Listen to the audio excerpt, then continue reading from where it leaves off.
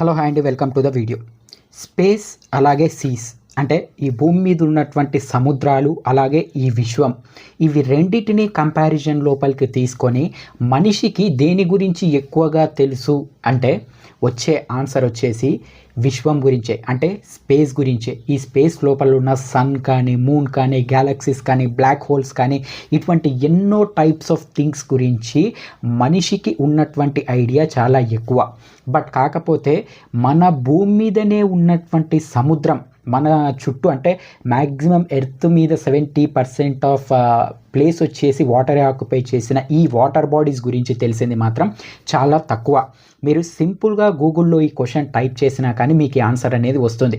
సింపుల్గా చెప్పాలి అంటే ఈ భూమి మీద మొత్తం ఉన్నటువంటి సముద్రం లోపల 20% ఆఫ్ సముద్రం గురించి కూడా ఈ ప్రపంచానికి లేదా ఈ ప్రపంచం మీద ఉన్నటువంటి మనలాంటి మనుషులకు పూర్తిగా తెలియదు. అంటే ఇంకా రఫ్గా అనలైజ్ చేస్తేనే ఇంకా 80% ఆఫ్ ఓషియన్ బాడీస్ గురించి ఇప్పటికీ ఎవరికీ తెలియదు. అటువంటి విషయాల గురించి మీకు తెలియని ఎన్నో కొత్త కాన్సెప్ట్ల గురించి ఇప్పుడు ఈ వీడియోలో మాట్లాడుకోబోతున్నాం. ఇటువంటి ఇంట్రెస్టింగ్ టాపిక్స్ మీకు ఇంట్రెస్ట్ ఉంటే ఖచ్చితంగా ఛానల్లోని కంటెంట్ని చెక్ చేసి ఒకసారి సబ్స్క్రైబ్ చేసుకోండి. సో యాక్చువల్గా ఫస్ట్ మనం స్పేస్ గురించి మాట్లాడుకుంటే సింపుల్గా చెప్పాలి అంటే రీసెంట్గా చంద్రయాన్ తోటి మనకు స్పేస్ గురించి చాలామందికి చాలా వైరల్ అయ్యి చాలా ఇన్ఫర్మేషన్ అనేది తెలిసింది. మన దగ్గర ఇస్రో అని చెప్పేసి, లేకపోతే అమెరికా దగ్గర నాసా అని చెప్పేసి, చైనా దగ్గర, రష్యా దగ్గర, ఇలా ఎవరికి సంబంధించినటువంటి వాళ్ళ ఆర్గనైజేషన్స్, కంపెనీస్ వాళ్ళ దగ్గర ఉన్నాయి. ప్రైవేట్గా స్పేస్ ఎక్స్ అని చెప్పేసి ఎలాన్ మస్క్ కూడా రన్ చేస్తున్నటువంటి ఒక కంపెనీ ఉంది. ఇవన్నీ చేసేటువంటి స్పేస్ గురించి రీసెర్చ్ చేయడం, స్పేస్ లోపల ఏముంది, వేరే గ్రహాల మీద జీవం ఉందా, అక్కడ వాటర్ ఉందా, ఎప్పుడైనా ఎక్కడైనా అక్కడ మనుషులు బ్రతికే ఛాన్సెస్ ఉన్నాయా అని చెప్పేసి రకరకాల ఇన్వెస్టిగేషన్స్, అక్కడ నుంచి వాటర్ బాడీస్ని కానీ, రాక్ బాడీస్ని కానీ ఇక్కడికి తీసుకురావడం, అక్కడ ఉన్న సాయిల్ని తీసుకొచ్చి చెక్ చేయడం, లేకపోతే ఇక్కడ నుంచి వేటినైనా తీసుకువెళ్ళి అక్కడ బ్రతికించడానికో లేకపోతే అక్కడ పంట పండించడానికో ట్రై చేయడం, ఇలా ఎక్స్పెరిమెంట్స్ ఏవైనా కానీ చాలా రిపీటెడ్గా చాలామంది చేస్తూ ఉన్నారు. ప్రపంచంలో ఉన్నటువంటి దేశాలు ఈ ఎక్స్పెరిమెంట్స్ కోసం పోటీ పడుతున్నాయని చెప్పచ్చు.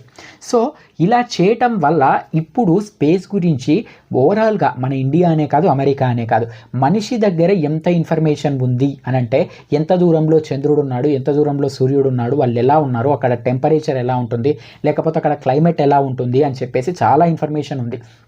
అంతెందుకు మనకు కనిపించే ఈ సూర్యుడిని, చంద్రుడిని పక్కన పెడితే ఎంతో దూరంలో ఉన్నటువంటి కొన్ని గ్యాలక్సీస్ గురించి, బ్లాక్ హోల్స్ గురించి కూడా కరెక్ట్గా ఏ పొజిషన్లో ఉన్నాయి, ఎక్కడ ఉన్నాయి, ఎలా నడుస్తున్నాయి అన్న విషయాలన్నిటి గురించి కూడా ఒక క్లియర్ కట్ ఐడియా అనేది మనిషి దగ్గర ఉంది.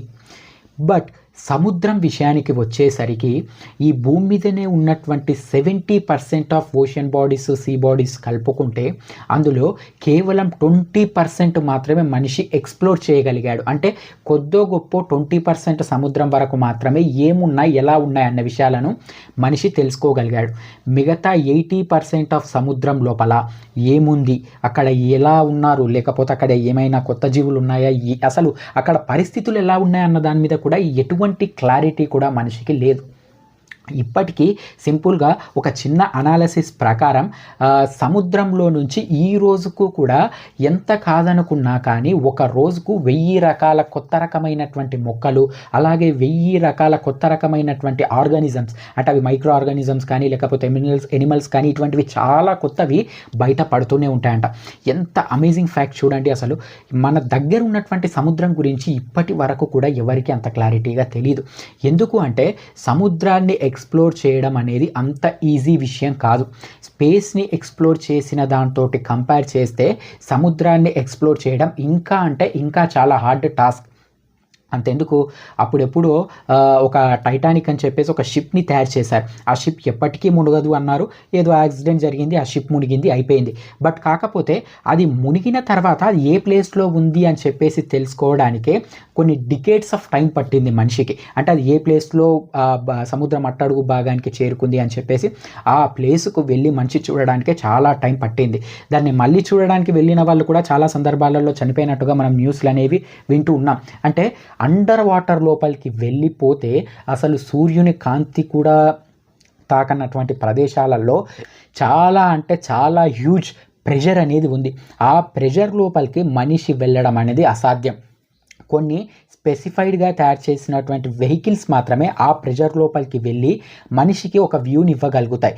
ఒకవేళ ఆ వెహికల్స్ కూడా ఫెయిల్ అయితే లోపలికి వెళ్ళిన మనిషి అసలు చనిపోయాడా బ్రతికాడా అన్న విషయం పక్కన పెట్టండి, చనిపోతే కూడా ఆ మనిషి శవం దొరికే అవకాశం అనేది కూడా లేదు. ఇప్పటికీ కూడా మీరు కొన్ని న్యూస్లు రూమర్స్ ఏవో వింటూ ఉంటారు. కొంతమంది ఏదో మనకు సినిమాల్లో చూపించినట్టు సగం చేపాకారం సగం మనిషాకారం ఉన్నటువంటి సాగర కన్యలు సాగర జీవులు కనిపిస్తూ ఉన్నారు, దానికి సంబంధించిన ఫోటేజ్ అని చెప్పేసి కూడా ఇంటర్నెట్లో. అంటే ఇవి పూర్తిగా లేవు అని చెప్పేసి కూడా ఎప్పుడు ఎక్కడ ఎవరు కొట్టిపాడేయలేరు. ఇవి పూర్తిగా ఉన్నాయని చెప్పేసి కూడా ఎప్పుడు ఎవరు ఎక్కడ క్లారిఫికేషన్ ఇవ్వలేదు.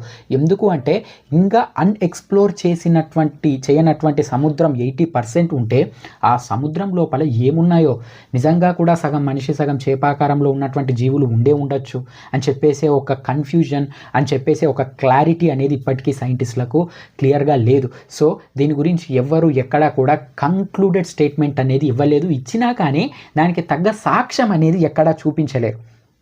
అంతెందుకు మనిషి అనేటోడు నీళ్ళల్లో ఎక్కువసేపు బ్రతకలేడు, నీళ్ళల్లో క్లియర్గా ఏవి చూడలేడు అని చెప్పేసి మనం నమ్ముతాం. బట్ కాకపోతే ఇండోనేషియా అలాగే దానికి సంబంధించినటువంటి కొన్ని ఐలాండ్స్లో బ్రతుకుతున్నటువంటి మారుమూల గ్రామానికి సంబంధించినటువంటి గూడాలకు సంబంధించినటువంటి ట్రైబల్ పీపుల్ సముద్రాల లోపలికి వెళ్ళి క్లియర్గా చూస్తూ వాళ్ళ జీవితాలను గడుపుతున్నారు. నీటి పైన అంటే మామూలు ఎన్విరాన్మెంట్ కన్నా ఎక్కువ టైం కూడా వాళ్ళు ఈజీగా సముద్రాలలో గడపగలుగుతున్నారు. అంటే ఒక మనిషి ఒక ఎన్విరాన్మెంట్కు ఈజీగా అడిక్ట్ అవ్వగలడు అని చెప్పడానికి ఇది ఒక ఎగ్జాంపుల్. అంటే కొన్ని తరాల నుంచి మనం ఒక ఎన్విరాన్మెంట్ను అడ్జస్ట్ చేసుకుంటూ వస్తే ఖచ్చితంగా ఆ ఎన్విరాన్మెంట్కు మనిషి అనేవాడు అడ్జస్ట్ అవ్వగలడు. సో ఈ అన్ఎక్స్ప్లోర్డ్ చేసేటటువంటి ఈ 80% సముద్రం పర్టికులర్గా ఏదైతే ఉందో దీన్ని కూడా పూర్తిగా ఎక్స్ప్లోర్ చేయాలి. 2030 ఆర్ 2032 లోపల దీన్ని పూర్తిగా ఎక్స్ప్లోర్ చేసి సముద్రం గురించి ఒక క్లియర్ వ్యూ ఒక క్లియర్ మ్యాపింగ్ అనేది సాధించాలి అని చెప్పేసి సైంటిస్టులు సాధిస్తున్నారు. బట్ కాకపోతే ఈ పర్టికులర్ ఏం పెట్టుకొని వాళ్ళు ముందుకు వెళ్తున్న కొద్దీ రకరకాల ఏమంటారు ఆపోజిషన్స్ అనేవి వాళ్ళకు వస్తున్నాయి, రకరకాల అడ్డంకులు అనేవి వాళ్ళకు వస్తున్నాయి. అవన్నిటిని దాటుకొని వెళ్ళటం అనేది చాలా కష్టమైనటువంటి థింగే. ఇంకొకటి 2030 వరకు అంటే it's not a easy thing. అంతెందుకు సింపుల్గా చెప్పాలి అంటే అంటార్కిటికా అనేటటువంటి ఒక ల్యాండ్ బాడీని కనుక్కోవడానికే మనుషులు చాలా కష్టపడాల్సి వచ్చింది, చాలా సంవత్సరాల పాటు వెతకాల్సి వచ్చింది, ఎంతోమంది చనిపోవాల్సి వచ్చింది. అది కూడా చాలా ఇంట్రెస్టింగ్ స్టోరీ.